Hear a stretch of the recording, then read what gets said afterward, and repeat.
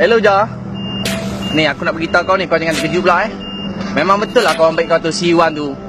Dia betul-betul tikam belakang kau. Aku nak pesan kat kau hati-hatilah dengan dia. Dia tipu kau selama ni tau. Kejap, kejap.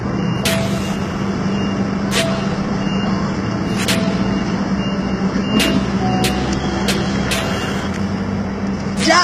Wan. Ada Wan. Set. Okay, terima kasih sebab tolong kau hari tu.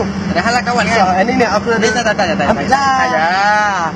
Sebab sebelum aku datang ke kota raya yang besar ni kan, mak ayah aku selalu pesan, bila kau membantu seseorang, bila kau tolong seseorang, jangan terlalu mengharapkan budi. Sebab nanti bila kau terlalu mengharapkan budi, takut racun yang kau dapat. Okay? Kadang-kadang hilang kawan tu lagi pelik daripada hilang girlfriend tau. So hati-hati lah. Alright.